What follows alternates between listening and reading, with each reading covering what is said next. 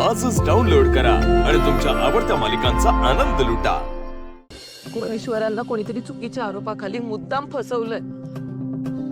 मला माहितीये, माझं मन सांगतंय किती साधा आहे, किती भोळा आहे माझा नवरा। दोघं पण मूर्ख आहेत। तो परितोष आला तेव्हा किती मोठं मोठं बोलत होता, मी हे करणार, मी ते करणार, मला तर विमान सुद्धा आणून देणार होता। आता पोलीस का घेऊन गेले मग? असं कुठला बिझनेस करतोय हा? मला ना काही कळत नाहीये। आई हे बघ आला परेश्वर आले। तुम्ही बसा, तुम्ही बरे आहात ना? मी ठीक आहे। परितोष, पोलीस का घेऊन गेले होते तुला? हे बघ, तू काही चुकीचं करत नाहीयेस ना? हा, सांग मला। नाही आत्या, अगं परितोष, हा सगळा काय प्रकार आहे? म्हणजे तू इकडे आलास तेव्हा लोक तुझा जय जयकार करत होते, आता पोलीस तुला पकडून घेऊन गेलेत। हे सगळं काय प्रकरण आहे? काय करतोयस तू नेमकं? बिचारा माझा परितोष किती हुशार होता। दादासाहेबांना वाचवायला गेला आणि डोक्यावर पडला, तेव्हापासून असं काहीतरी वागतोय बिचारा।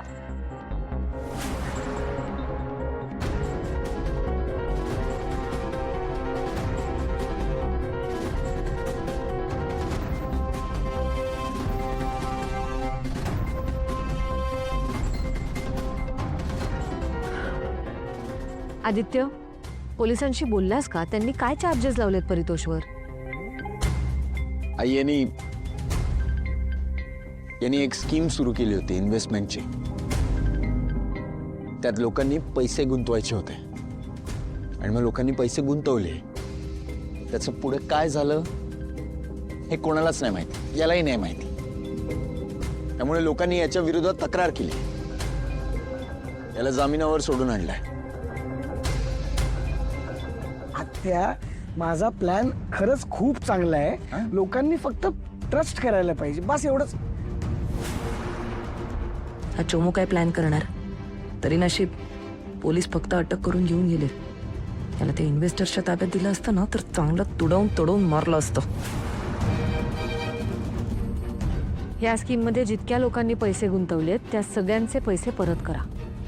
का पण आपण का द्यायचे ते पैसे परत? त्याने चूक केली, तो निस्तरेल ना। असं कसं? हा वहिनी, मला सांगा, हे जर प्रीतमनी केलं असतं तर तुम्ही निस्तरलं असतात ना? ती सोडून दिलं असतं त्याला वाऱ्यावर।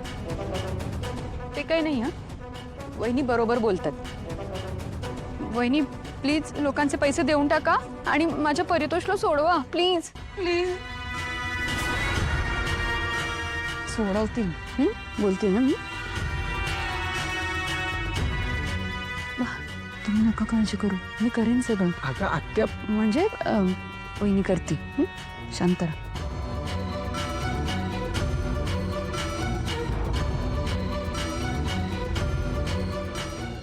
मला पण कौतुकच वाटतंय। वहिनी वहिनी अचानक इतके पैसे द्यायला लगेच तयार झाल्या, आणि कारण काय? तर दादासाहेबांचा जीव वाचवला।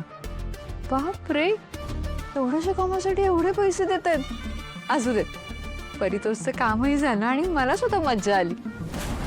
एक नंबरचा मूर्ख पावलट आहे। ए काय?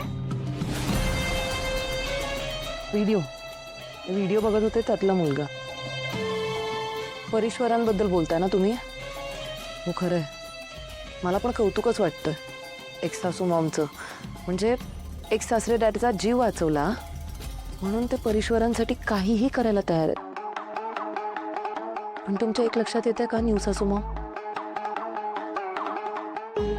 एक सासरे डॅडचा जीव वाचवताना झालेल्या ऍक्सिडेंटमध्ये परितोषचं जे नुकसान झालंय त्या गोष्टीचं गिल्ट एक सासू मॉमच्या मनात खूप भरलंय। म्हणजे बघा ना, फक्त परेश्वर आहेत म्हणून त्यांनी मला सुद्धा या घरात एंटर करून दिलं। न्यू सासू मॉम, मला असं वाटतं एक सासू मॉमच्या याच गिल्टचा तुम्ही सुद्धा पुरेपूर फायदा करून घेतला पाहिजे। एक मिनिट,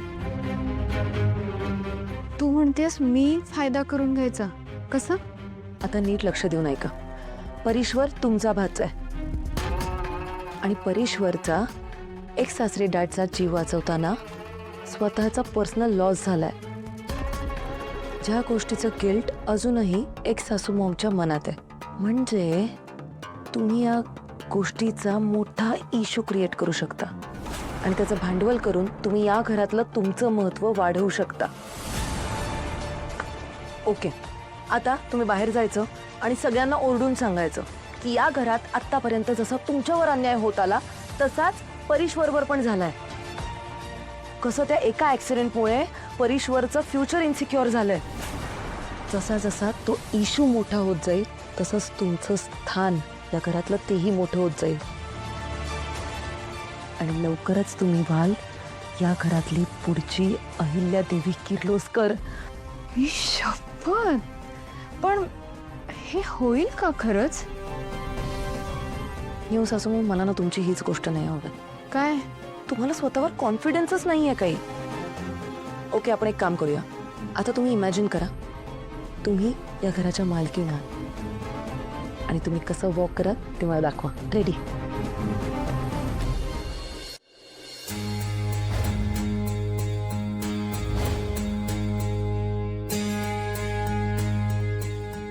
सी, न्यू सासू मॉम, एकदम परफेक्ट जमतंय तुम्हाला सगळं. आता हाच कॉन्फिडन्स तुमच्यात तसाच कायम ठेवा. तुम्हाला खरं सांगते, तुम्हाला स्वतःची जेवढी व्हॅल्यू नाही आहे ना तेवढी मला तुमची आहे. मला माहिती आहे माझ्या न्यू सासू मॉमने जर ठरवलं तर आकाश आणि जमीन एकत्र करून दाखवतील. त्यामुळे आता या घराची मालकीण होणं मनावर घ्या. नेक्स्ट अहिल्यादेवी किर्लोस्कर तुम्हाला व्हायचंय. फोकस करा. दामिनी देवी किर्लोस्कर व्हायच्या तयारीला लागा न्यू सासू मॉम. कळतंय ना तुम्हाला?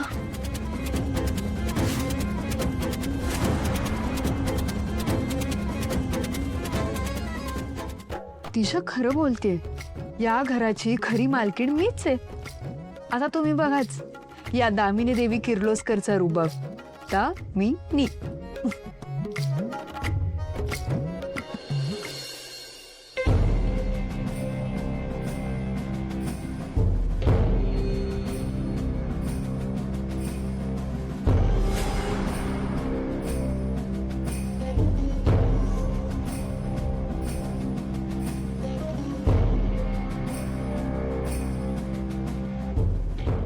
बब्बा, हे बघ, तू हल्ली जेवत नाहीयेस नीट. काय हालत करून घेतलीस बघ ना स्वतःची. आबाळ करून घेतोय स्वतःची. सतत विचार करत असतोस. गनिबी सारखं सांगत असतो मला की तू त्याच्याशी सुद्धा धड बोलत नाहीयेस. त्यानं हाक मारली तरी लक्ष नसतं तुझं.